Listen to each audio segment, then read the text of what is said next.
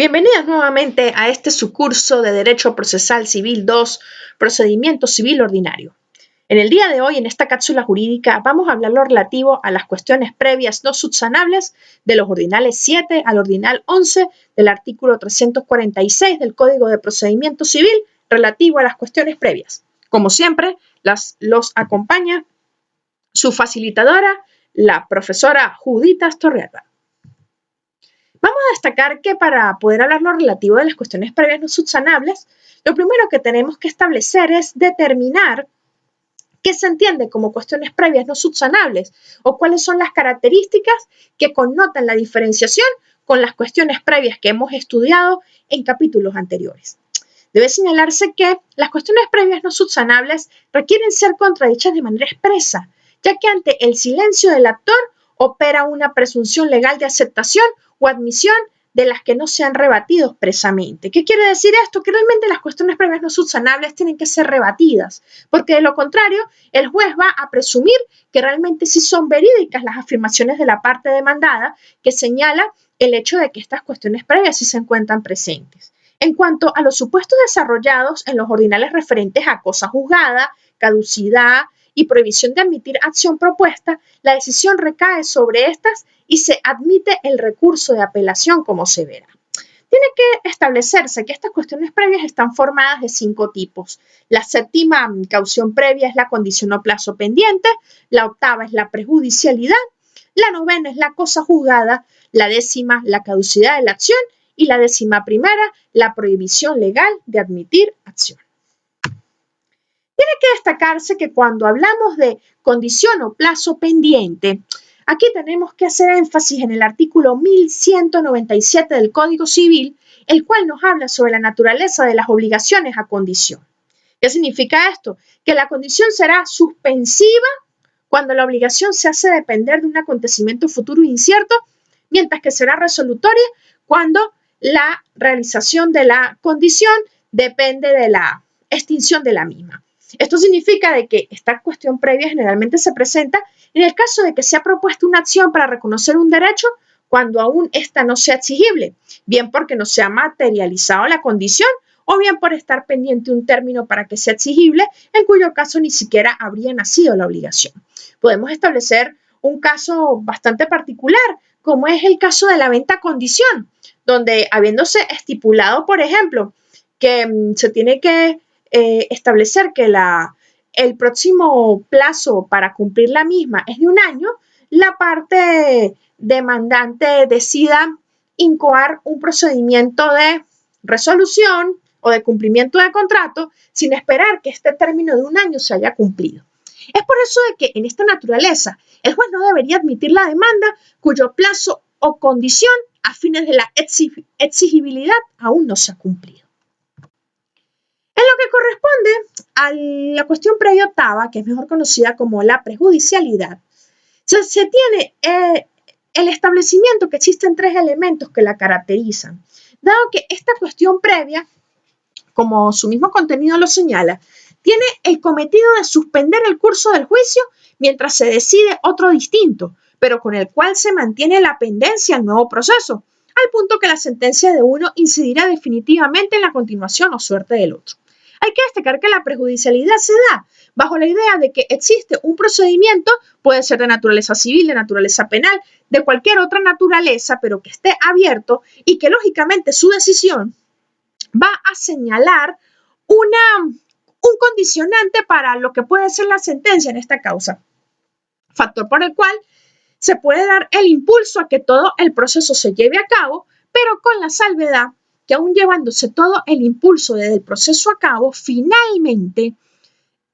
la causa se suspenderá hasta que esa causa previa o esa situación prejudicial que va a suspender la sentencia de la misma. Debe señalarse que la existencia efectiva de una cuestión vinculada con la materia del asunto debe ser debatido ante la jurisdicción ordinaria, que en juicio La prejudicialidad incide según la afirmación del promovente de la cuestión previa y que se pretende suspender y no se haya dictado sentencia definitivamente firme. Esta es una de las características fundamentales de la prejudicialidad, que esté un procedimiento en curso, que no haya una sentencia definitiva y al no haber una sentencia definitiva existe un suspenso, porque las resultas de este procedimiento donde se está presentando esta cuestión previa dependerán de la sentencia de la otra causa que se está llevando paralelamente. A su vez, existe una tercera condición, es que existe una vinculación directa ante la resolución judicial que habrá de recaer en el otro proceso y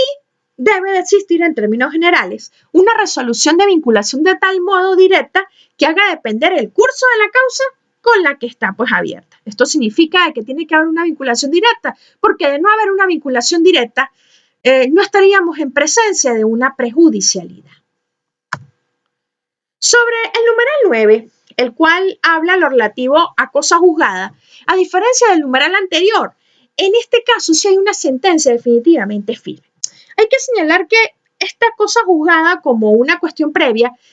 consiste en ser un efecto de la sentencia que persigue impedir que se sustancie un nuevo proceso que contenga idénticos elementos como sujeto, objeto y título o causa petendi respecto a los que ya se decidió. ¿Qué significa esto? Que si, por ejemplo, ya hubo una sentencia basada en un divorcio, las personas no pueden volverse a divorciar de nuevo porque ya hay una sentencia basada en cosa juzgada. Tiene como finalidad esta cuestión previa evitar un nuevo fallo sobre lo que ha sido objeto de una sentencia previa y se convierte como un requisito necesario el auto del tribunal homologatorio si estamos hablando del uso de medios alternativos de solución de conflictos, porque tenemos que encontrar en la práctica que usos de medios alternativos de solución de conflictos como la mediación, la conciliación, la transacción, el arbitraje, pueden también generar los mismos efectos de cosa juzgada y que lógicamente no tenemos que tener el aspecto de una típica sentencia en el haber para que se pueda hacer mención de este tipo de cuestión previa del numeral 9, que es la cosa juzgada. Se tiene que señalar como medida que solo será procedente en las situaciones que las pretensiones del actor en su nivel hayan sido resueltas por decisión definitivamente firme y de fecha anterior a la nueva demanda. ¿Qué significa esto? Que solamente se procede si esto ha sido en fecha anterior a la nueva demanda. Porque, ¿qué situación se presenta? Si en caso dado tenemos el aspecto de que la cuestión que se está presentando es de fecha posterior a esta demanda, lógicamente se le tiene que dar preeminencia a que el juez del tribunal de la causa va a tener que resolver el fondo de la misma. Para que la cosa juzgada pueda ser opuesta como cuestión previa, debe ser entendida como cosa juzgada material. ¿Esto qué significa? De que se prevé el 273 del Código de Procedimiento Civil, ya que esta precisamente se le otorga la verdadera certeza de la inmutabilidad de la sentencia. Esto significa ya no tiene que ser susceptible de ningún recurso. Esto, por lo tanto, ya va más allá de la cosa juzgada formal, que como se sabe es susceptible de ser impugnada por vía de apelación y casación y modificada por la definitiva. Ya en esta cosa juzgada no tienen que haber más mecanismos, sino el mecanismo más importante consiste y subyace es en que las partes tengan el hecho notorio y característico de poder contar con un hallazgo, y el hallazgo es que ya la sentencia o la decisión, sea por medio de una vía del uso del medio alternativo de solución de conflictos, sea un laudo, sea una homologación, en fin, busque cumplir a cabalidad con la finalidad de la cosa juzgada. En el caso del numeral 10 o el numeral 10 del artículo 346 del Código de Procedimiento Civil, tenemos que hablar de la caducidad de la acción prevista por la ley. Hay que dejar claro que el artículo es muy específico y taxativo al momento de decirnos caducidad de la acción prevista por la ley. ¿Por qué? Porque la caducidad de la acción está vinculada con la posibilidad que tiene el actor de proponer la demanda en el entendido que este derecho de accionar está referido a un lapso establecido de manera expresa por la ley. ¿Esto qué significa? Esto no es a capricho, esto es que la ley establece un periodo de tiempo para poder hacer una debida exigencia y al tener esta debida exigencia hecha, ya habiendo transcurrido el tiempo, se aplica lo que es la figura de la caducidad. entendiéndose que la caducidad es una sanción jurídica procesal en virtud de la cual el transcurso del tiempo fijado por la ley para el valimiento de un derecho acarrea la inexistencia del derecho mismo sin que se pueda pretender hacer valer con posterioridad. Tenemos un caso muy particular en materia de la caducidad de la acción prevista por la ley, que es, por ejemplo, el caso que observamos en la práctica en la parte civil sobre los procedimientos de nulidad de venta. Hay que señalar de que la nulidad de venta en su naturaleza establece que solamente puede ser impulsada por medio de la vía jurisdiccional, por medio de esta instancia, en un lapso de 5 años contados a partir del momento en que hubo el perfeccionamiento del contrato. Entonces la pregunta sería, si voy en el año sexto, o en el año séptimo, o en el año octavo a iniciar un procedimiento de esta naturaleza, que es una acción de nulidad de venta ante un tribunal civil por medio de un procedimiento ordinario, ¿realmente estaría en el plazo previsto por ley? Pues no estaría pues en el plazo previsto por ley y la parte demandante podría alegar la caducidad. Muchos son los supuestos en los que la ley establece la caducidad de la acción cuando esta no es propuesta de manera oportuna y hay que dejar algo muy claro. Una cosa muy diferente es la prescripción, que es el transcurrir del tiempo para la adquisición de un derecho, que es la prescripción adquisitiva o el transcurrir de un tiempo para la extinción de un derecho, como es la prescripción extintiva, que están previstas en el Código Civil, y la perención, que es la técnica, que es la pérdida de actividad por una de las partes en el proceso a la caducidad, que es una sanción. Tenemos que tener esto muy claro porque no se puede pretender por la figura de la prescripción o por la figura de la perención tratar de enmarcar en esas figuras que son totalmente diferentes a la caducidad establecida en el artículo décimo del 346 del Código de Procedimiento Civil, que estamos en presencia de la caducidad de la acción prevista por la ley. Esta causal es netamente taxativa. Debe por último afirmarse que, como se dijo, la cuestión previa es procedente solo en caso de caducidad legal, pues como lo señala de manera clara y equívoca el Código, la caducidad está establecida por la ley, por lo que la caducidad convencional solo puede proponerse ya explícitamente en la contestación de la demanda como una defensa de fondo. Por último, y no menos importante, tenemos la causal decimoprimera, la cual consiste en hablarnos de la prohibición legal de admitir la acción propuesta. Esta cuestión sencillamente pues tiene muchas aristas porque en la práctica nos encontramos con unos preceptos constitucionales de la tutela judicial efectiva y del acceso a la justicia que están establecidos en el artículo 26 y en el 259, que nos hablan de que el juez tiene que ser flexible de acuerdo a muchas realidades. Pero esta cuestión previa será procedente en los casos que la ley de manera expresa prohíbe el derecho de accionar en razón a la naturaleza del hecho material invocado, es decir, niega la posibilidad de accionar ante el tribunal en procura de la protección del derecho que pretende ser vulnerado. Si no lo permite la ley, no puede, lógicamente, darse impulso a que la acción propuesta continúe.